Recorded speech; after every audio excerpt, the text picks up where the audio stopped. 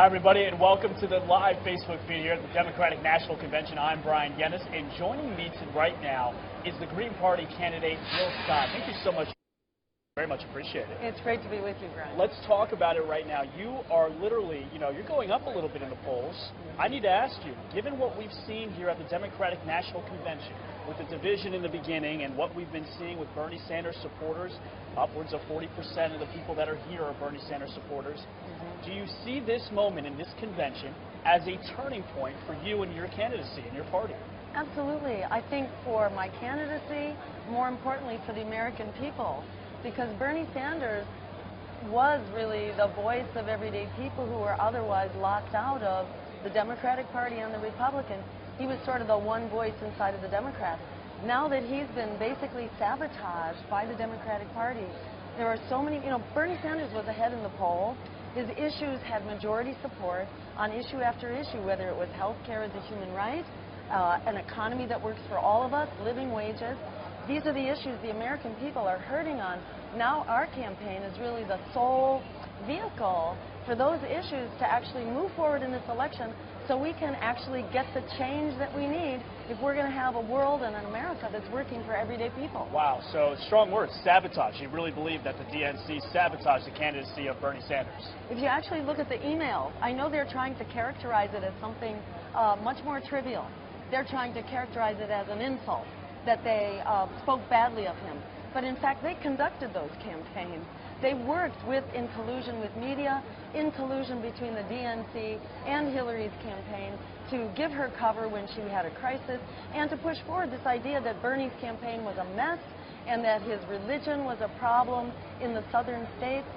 They conducted a disinformation campaign against him to bring him down in the polls. So now let's explain to people what you're actually doing on the ground here, because now we've got protesters, thousands of them outside. You see Bernie supporters that are inside of the stadium walking out, even yesterday and before that. What are you seeing on the ground, and do you believe that you can really turn a big percentage of these Bernie supporters? Well, I can tell you this.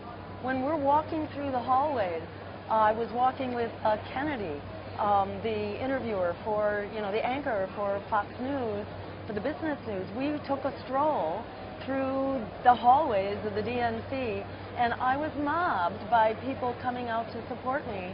And actually, we required a Secret Service detail eventually just to get through the hallway. Wow. And then for the rest of the day. The interest is that intense, and it's true outside as well. If we just, go out to join the Sanders supporters who have walked out, who are in tears, whose hearts have been broken, and I'm going there really to reassure them that their work has not been in vain, that their work has been transformative for the American people, and that we will continue that work together through the vehicle of my campaign. We get swamped, and we have a crowd of 1,000 and 2,000 people around us. What is the concern about what the Democrats would say that you're doing here? You use the word sabotage. Wouldn't some people say that you are sabotaging Hillary Clinton, who yesterday they were just saying broke the glass seal? Aren't you giving this away to Trump? Well, do you think Hillary Clinton has an entitlement to our votes? Hillary Clinton doesn't have our vote. She and Donald Trump are the most disliked, most untrusted candidates for president in history. And the American people are actually clamoring at a large majority for other voices.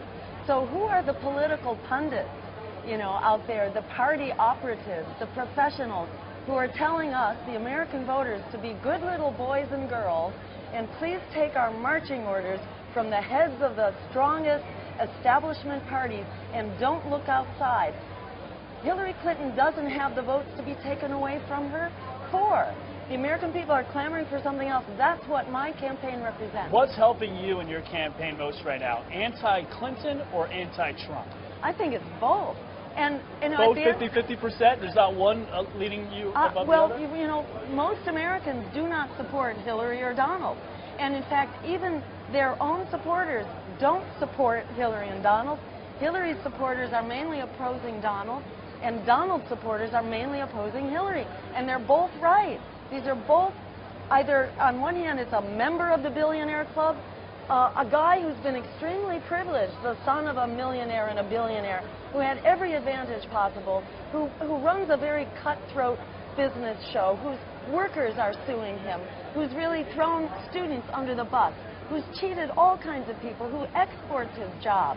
So he says one thing and he does another. So you got him on one hand, and then you have Hillary Clinton on the other hand, who's been an advocate for the bankers, for the billionaires, for the fossil fuel companies, for the war profiteers, for everything she pretends to be on the other side of in her lip service. But her record is very clear. She's been absolutely in bed with the banks and the fossil fuel and the insurance industry. So the American people are doing exactly the right thing to reject those candidates and to look for a campaign like mine. I am not a professional politician. I'm a physician, and I'm practicing political medicine now because it's the mother of all illnesses, and we got to fix this sick political system. And that's what the American people are looking for, an honest broker who can be their advocate for good wages, good jobs, fixing the climate crisis, and a welcoming path to citizenship. What can we expect now from this DNC? Because this is the DNC, but it seems like you're also using it as the Green Party convention as well, a little bit, right? I mean, you're going to be using the Bernie supporters, and what can we expect of the next few months from you? The polls show that you are behind Gary Johnson, but you're climbing. So what's the hope? What happens after Philadelphia? So, you know, I'll say we came here to be a part of the People's Convention, which I spoke at on day one, which was a Bernie organized event, and a number of events taking place outside. We were coming to be here for the People's Convention out in the street.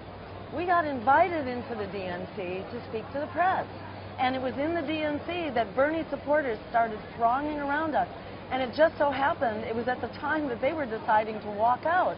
So there's been a confluence of events, but we haven't been here in order to prey upon the Sanders campaign or to take advantage.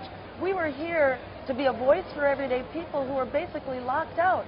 I spent my first day here taking a reality tour of Philadelphia, to the homeless areas of Philadelphia, to the encampment called Clintonville, where a whole lot of homeless, poor, jobless, veterans, disabled people are thronging because everyday people are locked out. That's why we came. But our message is so much that of basic core American values, the basic kind of economic equality that people are seeking, and racial justice that people are seeking, and an end to police violence and endemic systemic racism that we got thronged upon here in the convention. And we're going to go forward as a united front. We are building this coalition now, right now in real time, with the Bernie supporters and with the other groups who are locked out, so that we will get to critical mass. We want to get into the debate. So when you want to get into the debates, that is your goal. That's our next goal. Because once we're in the debates, all bets are off. Because we're saying what people are actually clamoring for. Do you think, when I say that when the DNC shows the last 2 days that they are a unified force, when Bernie Sanders goes out and says that Hillary Clinton is my nominee, and they talk about unity over the last few days, what do you think? What's your exact response to unity here? The American people are unifying right now. The American people are coming together outside of this zombie convention, like the Republicans were a zombie convention. These are two elite political parties funded by the big banks and the war profiteers and the insurance companies and the fossil fuel giants. Most of America right now is either in poverty or low income and heading towards poverty. It's not working for everyday people. Our campaign is about turning this around and creating an America and a world that works for all of us. All right, and so your party right now, you're pushing to get out of these zombie-like conventions and to hope to get into the debates. That is your goal, and you think that you can fuel that. So absolutely, and I encourage people to go to my website, Jill2016.com, or on social media, Dr. Jill Stein, and that's Dr. no period, Jill Stein, and join our campaign to open up the debates. Once that happens, all bets are off, and the American people are leading the way forward. And there you have it. Dr. Jill Stein, 25 years as a doctor. Thank you so much for joining us. Wish you luck throughout the campaign. Thank you, and thank Bryan. you for being here. And for more, keep it coming here to Fox News here on Facebook. We're giving you live feeds throughout the DNC. And, of course, go to foxnews.com. I'm Bryan Llenas. Thanks for joining us here live at Fox News HQ at the DNC. Take care, everybody.